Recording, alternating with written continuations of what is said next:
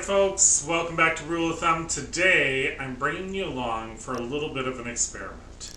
So as I mentioned in a previous video, I bought the Vitamix at Costco. I bought 50 pounds of tomatoes and I'm going to can tomato sauce by roasting the tomatoes in a big roaster, blending them in the Vitamix, and then canning them. I've never done it this way before. I have had limited experience pressure canning tomatoes, and the experience that I've had in the past has not always been good. But I really want to try and perfect pressure canning tomatoes and tomato sauce because I prefer not to add the lemon juice or the citric acid or any of those things that you have to add when you water bath can, because I don't like the flavor. So, I'm going to bring you folks along. I'm going to attempt to do this. It may work, it may not, and we'll certainly recap and show you what we liked and disliked at the end. So, what I'm going to do is turn you around, show you what we're working with, and we'll move on from there. Okay, here they are. 50 pounds of tomatoes, two 25-pound boxes. I got them for $20 a box, so I paid $40 for 50 pounds of tomatoes, which was a deal I just didn't think I could pass up. So I'm going to get these cleaned up, ready to go, and I'll bring you folks back when we get to the next step. Okay folks, welcome back. So I have a big roaster here, which I just happened to pick up at an estate sale for $10. So I'm going to use this, and I have a second one that I borrowed from a friend because, as you can see, there's a lot of tomatoes here. So we're going to get 25 pounds of this roaster.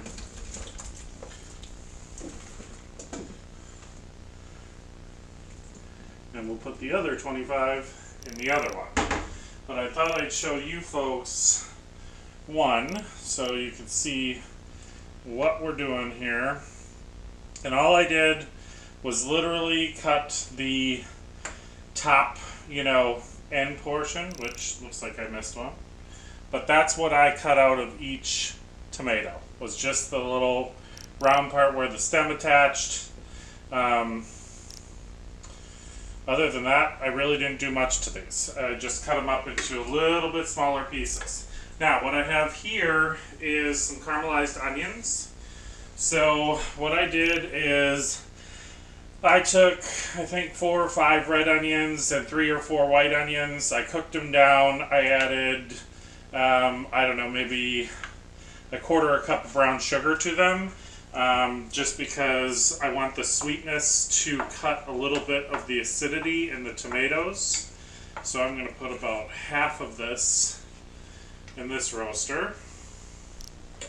Okay.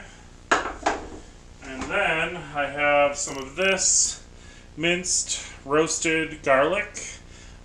This I got from Aldi a while back. They haven't had it for a while. I'm not sure if or when they'll get it again. I'm hoping that they get it again. So this is a 8.4 ounce jar. I'm going to put half of it in this roaster and half of it in the other. I think. There we go. So, I'm going to do that.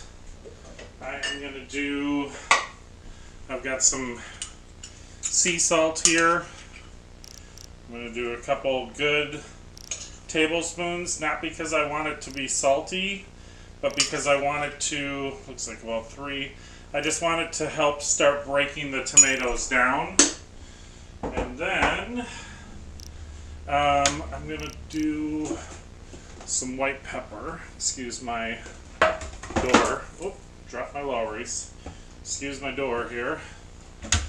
I'm just going to do some white pepper. Just maybe, I don't know, 2 or 3 tablespoons. And that's it. So I'm just going to leave this right on top here. I'm not going to worry too much about it because as it cooks down, that'll start to blend in. And I'm going to get the cover on these. This roaster goes from 150 to 450. I'm going to put these on at about 250 and let these go low and slow all day, and then I will bring you folks back when we get to the consistency that I'm looking for. Okay folks, welcome back. So I let both of my roasters go for 7 or 8 hours, I guess 8 hours, almost 8 hours on about 250. I've already done most of one roaster. I added the last of it in here. Basically, in 8 hours at 250, they reduced by about half. This is where I want them for my consistency. This is kind of a thin tomato sauce or a little bit thicker tomato soup, maybe. It's kind of right in between there. So I wanted to bring you in to show you a jar so you can see what it looks like, see how the Vitamix works, and then we'll go on from there. So what I've been doing is just ladling my tomatoes with the liquid right out of the roaster. And this has got the onions and the roasted garlic in it, and the flavor is phenomenal. So I'm going about halfway in my pitcher because this is super hot liquid, so you don't want to fill your pitcher all the way up or it's going to explode. Putting my lid on, this is going to get a little noisy. I'm starting at 1 and I'm going up to 6. So I started on 1, let it start to blend, and then I go up about 3.5, let it go for another 10 seconds or so, and then I kick it all the way up to 6, which is just about half.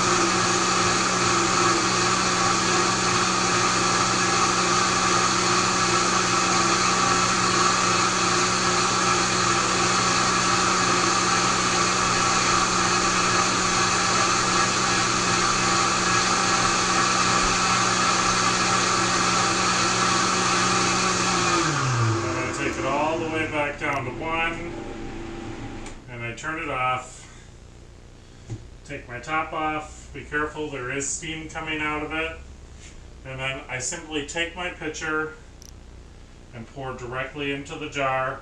Pour slowly because there is some foam, so if you pour slowly you won't get as much foam in there. And I'm pouring it right up into a 1-inch headspace. And then, grab my paper towel here, wipe my rim, make sure there's nothing on there, although pouring with the Vitamix makes it very clean. Then I'm going to grab a lid, pop that on there, I've got a ring right here, put that on there,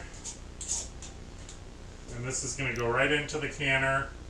And I'll bring this in for a close-up here so you folks can see. This is a perfectly blended sauce.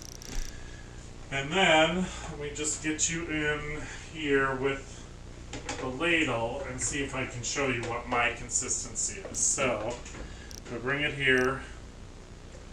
You see what I'm working with? So, like I said, this is what I like to work with for the recipes that I use. You can definitely cook this down further.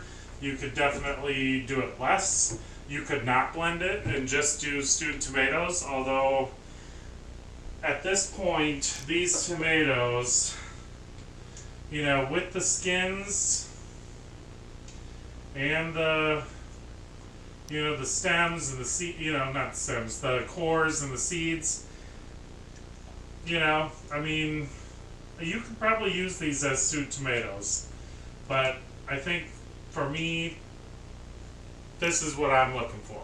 So I'm going to go ahead and get the rest of these canned up. I've already got 7 quarts in one canner. I'm going to do 18 pints in my 23 quart Presto, and then we'll see what we have left from there. I'll bring you folks back and let you know how much we're getting out of it. Welcome back, folks. So we are a day or so later from when I started this video, and we've had some trials and tribulations. So I wanted to come back and talk to you folks about some of the things that I experienced, some of the things that I tried, and some of the things that I plan on doing in the future. So, first we're going to talk about these two jars. Okay, so this jar, as you can see, has a diminished headspace. So, not a diminished headspace, diminished amount of liquid. So, there's much more headspace than what I would like in the jar.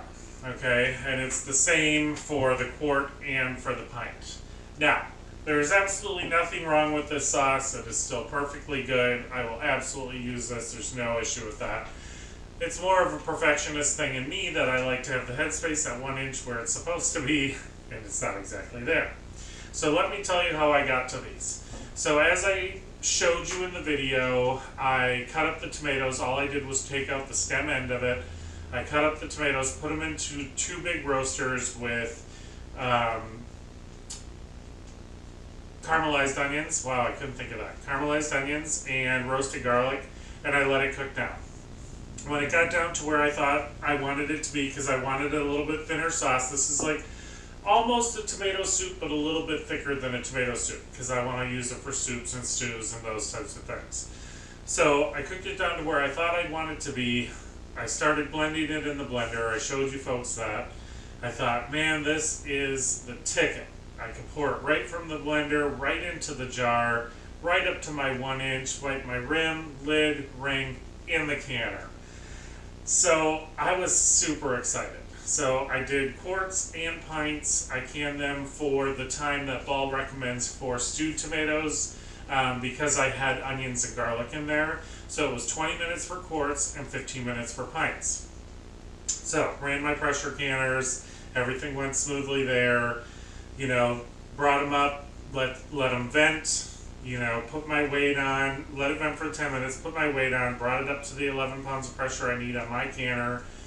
Canned them for 20 minutes and 15 minutes respectively, turned them off, let them sit, let all the pressure come down naturally, took my lid off, let it sit for a couple minutes, went to take my jars out, and I saw this. So immediately, my first thought was, oh, something happened, there was evacuation, I don't know, I couldn't explain it. Well, the water in my canners was relatively clear. I had just an ever so slightly pink hue, so there was maybe a tiny bit of evacuation, but not enough to account for this. So I racked my brain, and I talked to people, and I talked it out with Josh, and I was like, what do you think? You know, I couldn't quite figure it out, and then it finally dawned on me, the Vitamix. As I was blending the tomatoes, because the Vitamix has so much power, it was whipping air into the tomatoes. This is my belief, at least. I have no scientific proof of this. But my belief is it was adding air to the tomatoes. So when I poured them into the jar, they were aerated, and as it settled in the canner, that's why I ended up with this. So I thought, well, that's a bummer, because I really liked the Vitamix in the equation because I love the consistency it gave me in the sauce. I was able to use the entire tomato, core, peel, tomato, everything. The flavor is fantastic. So I was super excited about the Vitamix, and I thought, oh no, that's a real bummer. Well, I had some of the cooked tomatoes left that I didn't can the first night, because it was very late. It was like midnight when we finished.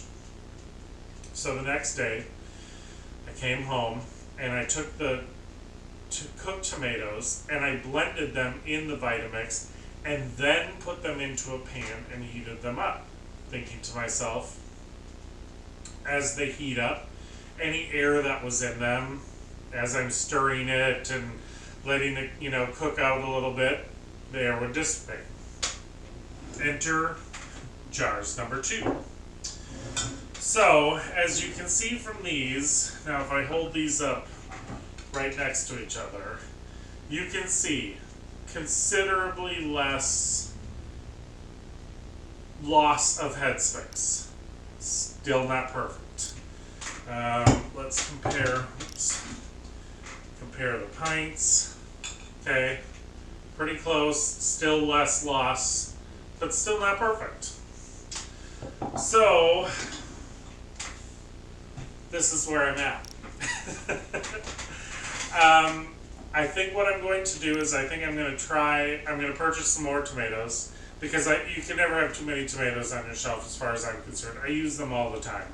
I could use, 2 or 3, 4 or 5 jars a week if I really wanted to. I have a lot of tomatoes that use tomato sauce, or a lot of recipes that use tomato sauce, so I certainly wouldn't be at a lack of using them. So I think what I'm going to do is buy more tomatoes. My next approach is going to be this. I'm going to buy the tomatoes, I'm going to cut the stem end out, and I'm going to blend them up raw. I'm going to use my Vitamix, I'm going to blend it up into a sauce, and I'm going to put the sauce in the roasting pan and let the sauce cook down by probably half, maybe even a little better. And then I'm going to can it. I'm going to ladle it into the jars, and then I'm going to can it. So that's going to be my next attempt. That's going to be my next experiment. So this is experiment 1 and experiment 2. I am going to continue on. I am going to conquer tomatoes, and I am going to figure out how to get the perfect headspace on tomatoes. I've talked with, numerous people about this. My friend Heather, as many of you know, is getting ready to can tomatoes, so she's going to make an attempt at it. I've talked to Mandy at More to Life. I'm waiting for her to get back to me with some more advice on it. So I wanted to bring you folks back and show you the results. I've always been honest with you, hits and failures alike. So I didn't want to, when they came out of the canner, I thought, oh, I got to scrap the video. Because I hate to show jars that aren't perfect. But you know what? The reality is we aren't always perfect. And sometimes jars come out and they're not perfect. Now, sometimes that's going to mean that the food is not going to last on the shelf.